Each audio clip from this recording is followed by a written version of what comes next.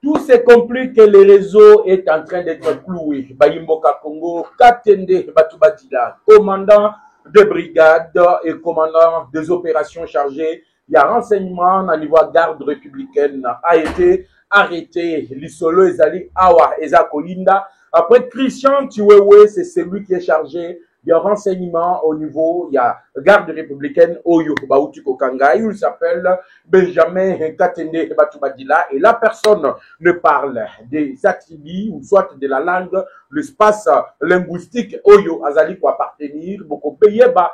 Pourquoi Katende Batubadila a été arrêté na niveau il y a Palenaye Bisika Owapi Azalaki entouré par la garde républicaine. Toute la protection lui a été retirée et plusieurs autres complices ont été arrêtés. Le détail et le nom de tous ces gens arrêtés Mukolo ya lobby dimanche.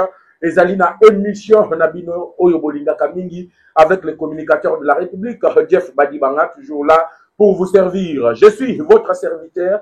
Matin, midi, soir, on est là pour parler question de la République démocratique du Congo. Enfin, que Bayimbo Kanyonso Oyo, Bazwami Bipai Nyonso Bozali, Bozala informé en temps réel sur la situation politico-sécuritaire de la République démocratique du Congo. Vital Kamere, le véritable traître. Nambo Monaki, comment Vital Kamere a Yambaki Ndekonaye Rwandais au niveau, il y a 50 ans, il y a l'Assemblée francophone au niveau, il y a Paris, il y a France. Le complot est total parce que Sam Alukonde a refusé de s'afficher en photo avec des Rwandais, mais Paul, monsieur Kamere, s'est accolé, donc à s'embrasser, à s'accoler, na bandeko na bango ba Rwandais. Et aujourd'hui, tout ce qu'on a toujours dit, ezali bongo na kati ya kosalema, et on demande que la procédure, il y a destitution, il y a le Kaningi du King Vitalo, ezala bongo accéléré, pour être célérité, moko basala ki makambo mutamba, ezala même célérité,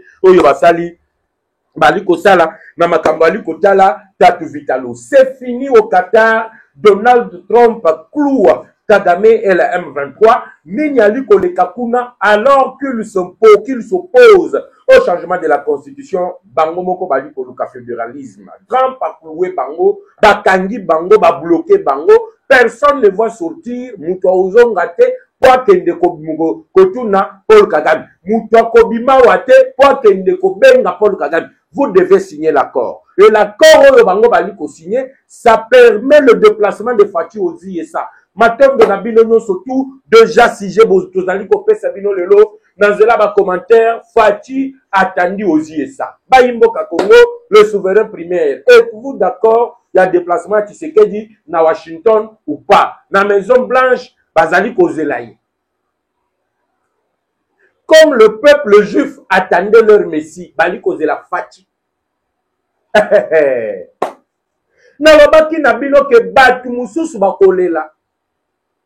Naloba Nabino qu'il viendra un temps, mais avant tout, Bayimbo Kanangaki Kutuna Kota, matière et Kebele.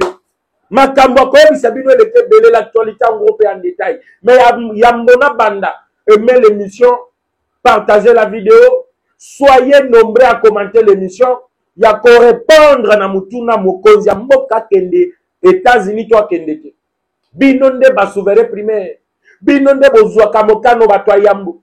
Na pesi bino espace de vous exprimer. Êtes-vous d'accord avec l'accord ou pas? Masolo mbongo abetaki yepe tokoko mawana parce que ba cloué d'une manière spectaculaire par Donald Trump. Lisolo ya mbongo na kobeta. Le général Likulia Asia se saisir du dossier d'Ambongo. L'auditeur de l'armée, mais avant tout, d'abord, aimer l'émission, vous allez partager notre émission parce que Bambo de Ozanga, comme d'habitude, tout abordi. C'est ma Christian Chiwewe. La révélation dans Sala Kabino Awa. Tala Chiwewe. Tala Yav Kabey. Tala Oyo. Tala Oyo. Tala Oyo. Nalobaka Nabino. Qu'au niveau de la garde républicaine, l'unité spécialisée pour la protection du chef de l'État, Il y a eu un colonel qui était à la tête de 80 individus, soi-disant des éléments de la garde républicaine, mais qui n'ont jamais été identifiés comme tels. Toi, va franchir ça qui est la première barrière. Va franchir la deuxième barrière. Va commis la troisième barrière. Barrière yawapi ya cité de l'OIA. Ba yimboka Congo boye na vidéo. Toza na bango na lobaka nzambe soki azali pona yo. Attends sata telemina li felo mobimba, rien ne peut arriver fatia azali ya nzambe. Peuple congolais. Na troisième barrière nde baye kokanga bango. Zokande basi baye kat bazwaki 80 éléments à garde républicaine au Mali ko la protection ya ndako ya mokonzi ya mboka ba remplacer bango na ba mercenaires qui avaient l'objectif ya ko assassiner Félix Antoine Tshisekedi Tshilombo. Hier nous étions à la présidence lorsque le président Bandaki Koyamba ba pasteur américain. Nous avons entendu des choses.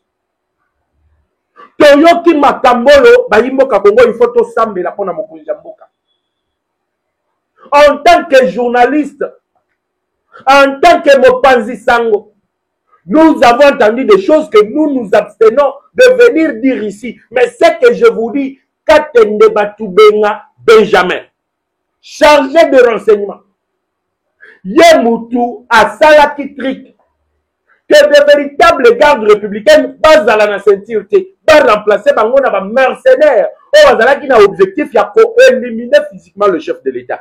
Comme ceux qui me suivent matin, midi, soir, na lobaka na bino, l'objectif ici, poursuivi par ces gens, c'est d'éliminer Félix Antoine Tshisekedi Tshilombo. C'est de mettre fin à la vie de Tshisekedi parce qu'Azali Moutoyo Azali ko rendre bango la vie difficile. Avant que le mois de juillet au réussi là, il faut qu'il réussisse à éliminer Tshisekedi. Zokande Bayeba Fiti. Bayeba Fiti que Fati aujourd'hui n'est pas sécurisé seulement par l'unité spéciale de la garde républicaine. Fati est également spécialisé par l'armée céleste. Po azali motinda mi ya nzambe po na kolongola Congo na boumbo yo Hippolyte Kanambe atika biso. Tout le plan batiaki en place. Ezala ki bongo découvert. Bango moko même Tiwewe n'était même pas d'accord que Masolo a solo la kina Hippolyte, Masolo a solo la kina chef d'état-major général et armée rwandaise, na Masolo Moussouswana et Koka qui profitait parce que ce n'était que entre eux. Mais Baye pour se rendre compte que leurs conversations ont été interceptées par le service de renseignement, non pas de la République démocratique du Congo, mais par le service de renseignement extérieur. Et tout a été documenté et envoyé au président de la République. Nazem Sabino qui est belé à Batouakole la Ao. Bokoyo kaba intervention à Batouabele. Bon, qui comment la France, ce pays de terroristes, ce pays de merde, permettez-moi le terme. La France, c'est un pays de merde. Pour découvrir Ngaïna Bino que Kuna, le vieux Wakanyingiji, Yenande Konaye Rwandais Bazali ko s'embrasser. La collade applaudit dans toute la salle. Aïe, pourquoi Batouana Babandaki ko filmer.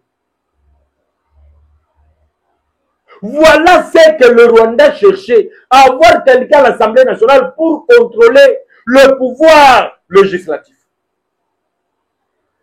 Camero qui allait être déféré devant la justice.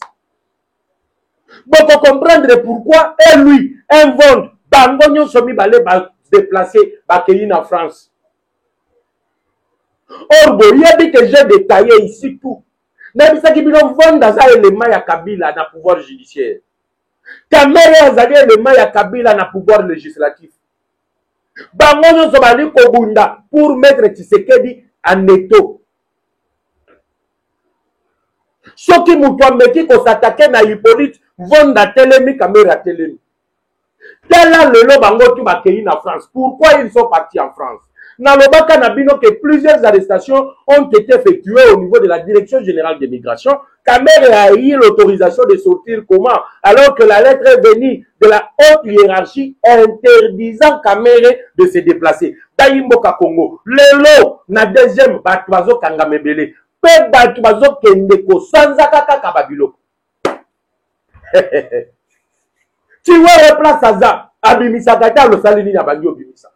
Bakombo Bato Bazali Kotanga, hier c'était la fin. L'Assemblée, on a besoin de la vitale Kamere Ao. Aya koloba c'est que tu es à lobby yango eza yango pe ezali yango die moyen kutuna loba awo ezali te yango na lobby bozala kaka na fidélité na chaîne na bino aba de père et de mère po tu es akuluwe lo kanyingi jikingi tu es akuluwe vendre tu es akuluke katende lo na utu akuluwe katende na utu ko benga koloba awo Benjamin Katende. Est-ce que le lobo zoyo kabatwazo de la tribune? Katende batuba dilao yazali muluba. Kassayen. Est-ce que oyoki que non, le tribalisme, on est en train d'arrêter seulement les Kassayen? Non. Chacun doit répondre de ses actes. Les faits sont personnels. Lorsque vous commettez des faits, vous commettez des actes, vous les commettez en titre personnel et individuel. Lorsque vous êtes poursuivi pour les actes que vous avez commis, vous devez répondre de ces actes-là. Vous devez répondre de ces actes-là. Pas question d'aller de gauche à droite. Quand tu es le mouton, tu sais qu'il va tout pas parce qu'il faut dans la claire. Mais on va clouer dans le wakadinidin. Permettez-moi dans le bengabong. Mais c'est Christian tu es au niveau yandolo. Mais lorsqu'on a arrêté tu es au boyo kaki batumazolo. Ok. Tu sais que azo kangaba généraux. Tu sais que kaka bakatanye lelo pa yebisa pe ba sala pe ba déclaration batuba dilaye wana bakangi sorcier donc yo mudengo zawana ba pension makambo etali renseignement donc oui makambo il fallait que ça la renseignement na garde républicaine ya oyeba mokonzi agent sécurité wazali en sécurité c'était lui-même l'élément principal déclencheur ya insécurité ya kaka mokonzi mboka tant que tu as commis mutuna wana komaki wana dengeni. C'est là qu'on aurait appris qu'il était proposé par le même Chiwewe. Et c'est le même Chiwewe qui l'a cloué dans la audition alors que lui aussi était cloué par Yav. Jean-Claude Oyo a Salaki Naye, maman na confrontation, Bango Mibale. Donc, le réseau de Kabila t'a implanté, qui dans un niveau politique. Les lettres commis au niveau interne. Et puis, tu peux continuer na Kolongo là-bas, éléments soyo bazali contre la République et contre ce qui est en train de se passer. Lorsque vous pouvez imaginer, Batouana Bamoni que sur le plan politique, relations internationales, ils n'ont plus quelque chose à espérer. Nyon se tambola contre Oyo Bango Barandaki Kobanza na Mabanzo Naba. Qu'est-ce qu'il faut faire? On active le plan B. Le plan B activé, c'était quoi? Tata Tshisekedi du Moutou. Pour y faire, nous avons tué un élément sérieux. Que Tshisekedi ne peut même pas suspecter. Bah, quand elle est dans Zela tué, Dieu ne dort pas, Dieu ne somnole pas, il voyait tout. Grâce au partenariat aujourd'hui que nous avons avec les États-Unis, Dieu ne dort pas, Dieu ne somnole pas, Nyon se Zela qui capte. Mais tant que le lobby, c'est là que d'ailleurs faut comprendre que Congo, nous avons un grand travail. On ne sait pas à qui faire confiance. On ne sait pas à qui se confier. Tout est corrompu. À 90%, tout est corrompu.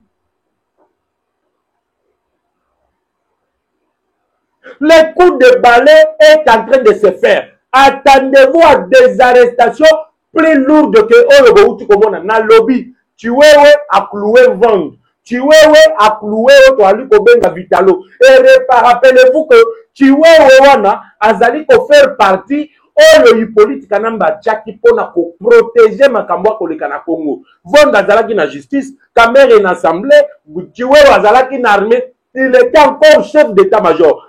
Donc, Banzana nous mouké. Toi, chef d'état-major, il collabore avec les ennemis. Donc, de lui-même, à Kokaki Kokutana Mokozamboka, Neyeba Yambakayewana, abeti Mokozi Masasi, et après Abimi a sali coup d'État, à s'autoproclamer président de la République. Est-ce que vous avez au moins la mesure? Il y a autres Kobenga insécurité ou soit la protection des alliés qui est un peu fragile. Donc, chef d'état-major Yozanae a en collaboration avec l'ennemi. Le plus grave encore, que Azana Maboko Nanga, je peux l'éliminer le lotolo. Ah, Bahimoka Congo. Bon, continuez à aimer vidéo, bon, continuez à s'abonner. Les lobos, la même France, qui m'a Vital Kamere. Kamere a accueilli en France. Akeko yambana na bande kona bango ba Rwandais bali ko seka ba Congolais Kamera ko seka fongoli mbanga milu tu libanda ao seka nande kona yo Rwandais. Les Français se moquaient de le de arbazu ba téléphone ba bandi ko filmer. Regardez dans la salle là. Au moins que ba Français bali ko filmer. Ils se moquent de Vital Kamere, ils se moquent de ces Rwandais. Bazo se kabayimbo ka Congo balobi ba tela batata o bali ko comprendre makambute oyo bazali bande oyo totinga pas infiltrer bin. Tu peux encore douter. Il y a nyonso na loba na chaîne oyo. Tu peux encore douter. Il y a manso na bloba likolo ya Vital Kamere. Lelo sama lukonde était là. Avant Nanoa Kende Kuna, mais Kamere était reçu par Emmanuel Macron. Qu'est-ce qu'ils se sont dit avec Emmanuel Macron? C'est là que les choses et le mission commencent à devenir intéressantes dans le baki bambo de Ozangati. Yangwane Komikoya, peuple congolais, abonnez-vous massivement, aimez l'émission, partagez dans le lobby, réponse nayo na commentaire Ezaka Moko. Tu es d'accord ou pas, Fatia Kende USA? Waliko Banzanini na Maïmadi Kotala, accord. Voilà ce que vous devez répondre. Namituna wana. Yo commentez, aimez la vidéo, puis partagez l'émission. Caméra Yambami na Emmanuel Macron. Emmanuel Macron, aza moko yaba président ya Union européenne. Oyo babanda ki koluka l'insécurité et persister à l'est. Chose grave. Kamere a quelque félicité Emmanuel Macron lui disant merci pour na oyo yo sali po tekimia ezonga na est. Ngai na bilo toyebi que monsieur Lwakaningi di King Vitalo n'a jamais félicité Donald Trump na implication oyo ya sali po te batuana ya Rwanda na biso ba Congolais tokende les États-Unis pour aller signer l'accord. Emmanuel Macron, son prédécesseur avait dit Congo doit accepter de partager ce qu'il a avec ses voisins. Emmanuel Macron appelle sur Rwanda le système de défense aérienne. Emmanuel Macron a vu les gendarmes français et a eu la connaissance à copiloter les aéronefs dans l'avion militaire appelé sur Rwanda. Appelle ça qui Rwanda pour na cadeau que Rwanda se protéger mais mayango na Congo kende boma biso exploité d'ailleurs na la Albert l'entreprise Total balingi baya ko installer yango sous contrôle ya banya Rwanda sous contrôle ya conflit ou pas banda ko exploiter le pétrole sur le lac Albert banane ba français. Mais contre toute attente Kamere part féliciter Emmanuel Macron. Merci pour ce que tu as fait à l'Est. Merci on l'a apprécié Waneza ya Timia ou soit merci à Nenge à financer pays d'origine le Rwanda pour tuer les Congolais. Bayimboka Congo. Na lobaki ke mutunyo surtout à Kobimana place. 99 jours ya Moyibi jour moko ya mukolo lopa. Tala le londenge to liko comprendre. Félicitations au caméra Pessi na Emmanuel Macron. Apprécié félicitations ya Nini. Point d'interrogation. Yo poki ko comprendre que bakangi ba gendarme français à l'est na ba groupe oyo ba Rwandais bazali. Ba passeport na bango na ba carte nan passeport kutu ezalaki pour na administratif. Mais ma carte militaire, il y a des Français, ils ont marqué. Le Rwanda utilise le système de brouillage. Banani bayaki constellé yango, pas français. Le Rwanda utilise le système de défense aérienne sur l'espace congolais. Qui leur avait donné ça? Et qui était venu installer ça? Le français. Mais top surtout Kaboye, Kamer a qu'un Champs-Élysées qu'on félicite Emmanuel Macron. Pour appeler qui Rwanda. Bah, matos wana pas boma, bande qu'on abuse. La politique, ce n'est pas ce que vous voyez avec les yeux. La politique se fait la nuit. Et quand la politique se fait la nuit, c'est là qu'on nous tue, nous les journalistes, lorsque nous dévoilons, Maïe pour les Canadiens, c'est pour que le peuple a Fongolamus. Tout ce que vous voyez là, à la RTNC, au RFI à l'Obi, au TV5 Monde à l'Obi, ils ne vous diront pas ce qui se passe en dessous.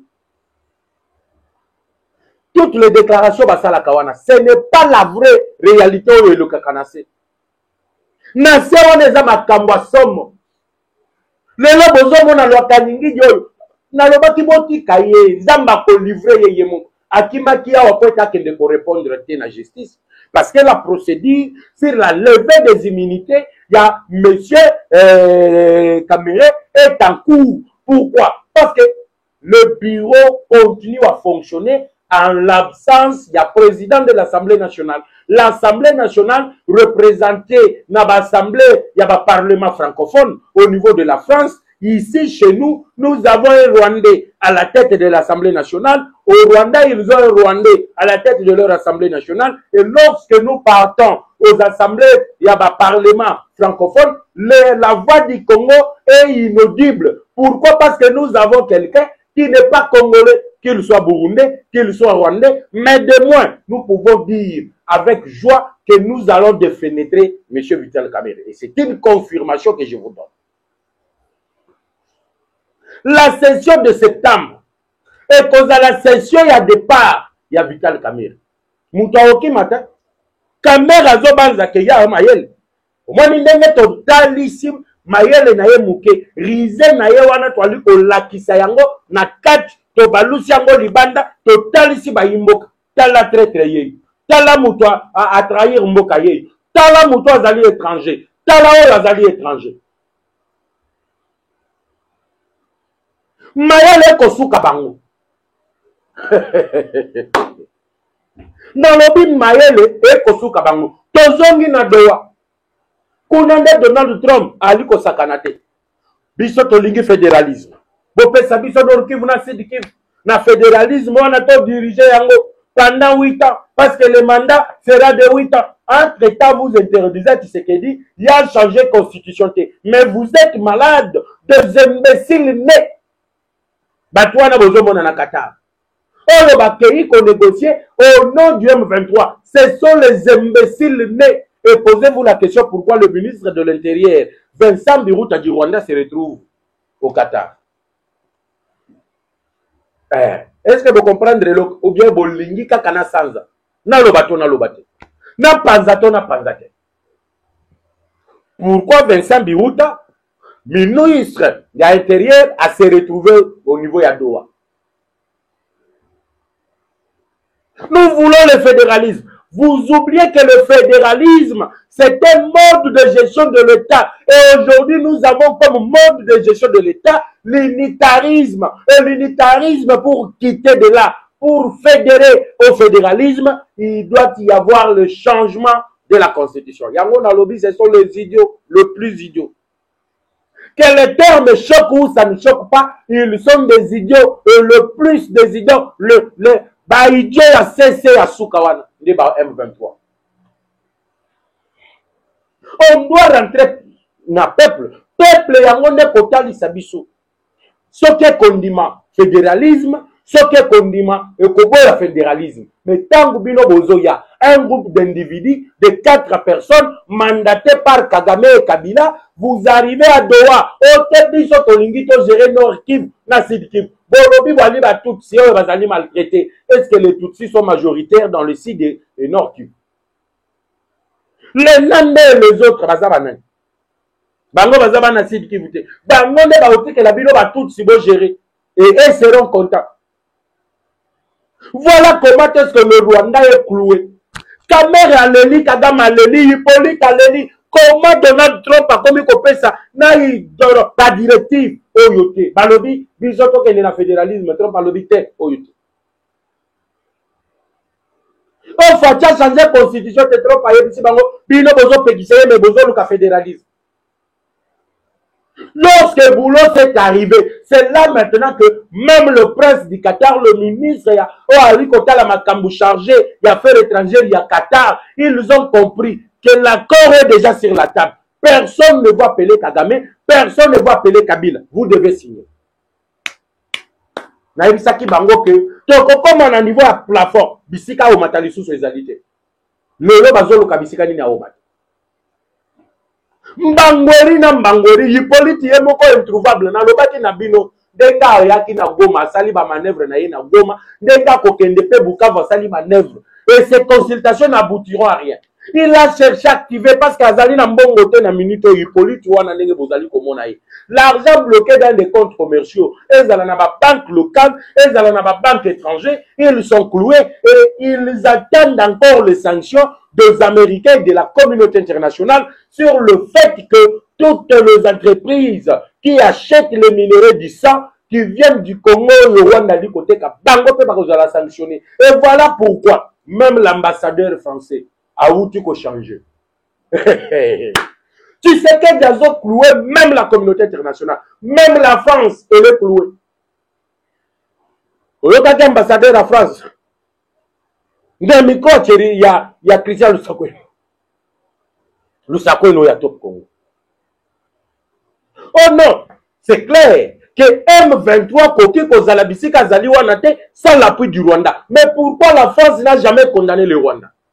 Ce qui est ambassadeur a commis qu'on reconnaît, ambassadeur a commis qu'on reconnaît, donc Emmanuel Macron a zali coincé. Donc, bah, mon réalité, Moussous, n'a pas les alliés qu'on est Kanambo. L'isolo a dit qu'on changeait. Bah, tout bazali qu'on est là. Tu sais qu'il est en train de frapper. Tu sais qu'il est en train, il y a Kobalou sa match. Le match est en train de changer. Si c'est comme une peuple congolais.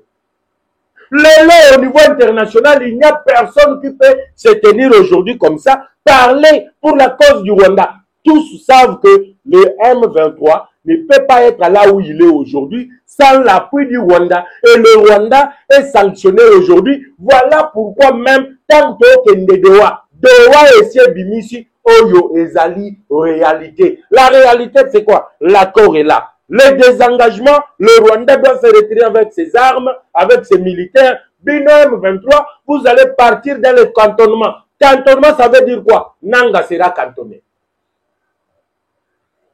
Nanga sera cantonné.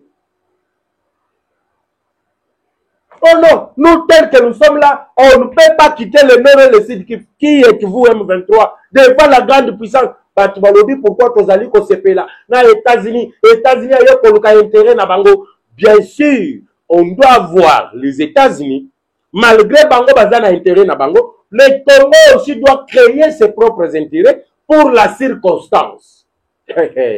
C'est ce que les ignorants ne comprennent pas.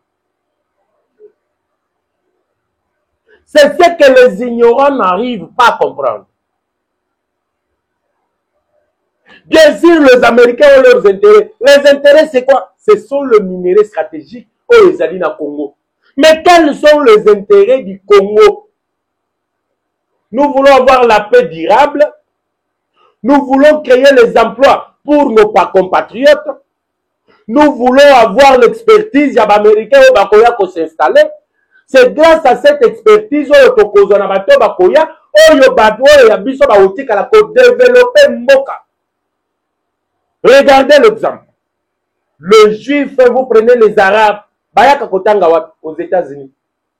Bato Babalukela aux États-Unis pour le moment le loke comme aux États-Unis. Baouta aux États-Unis. Ils ont appris où? Aux États-Unis. C'est comme ma paix Zawapi Soki Tolobi, nous avons nos minéraux. Mais tu es capable na biso mon côté ya kosale la yango. Mais mutu moko wana zali grande puissance. Un, il peut nous aider à mettre fin à la guerre. Deux, il peut nous aider aussi à avoir l'expertise. Il y a que exploiter, peut bénéficier de la minéraux, oyo tozali nango, mabe ezali wa, oya bato bazali ko critiquer Tshisekedi lelo. Qu'il brade nos minéraux, Fati n'a pas bradé les minéraux.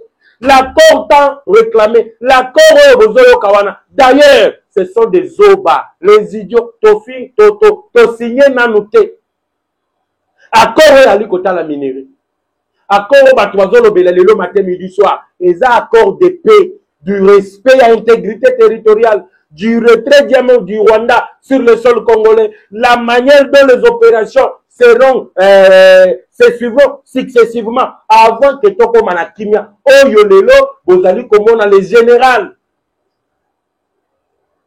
Nommé par Donald Trump Azali Koya, a quitté Mabele à Congo. Peuple congolais, soyez dans la joie parce que nous sommes en train de partir vers la fin de quoi? La fin de cette guerre qui nous a été imposée pendant 30 ans.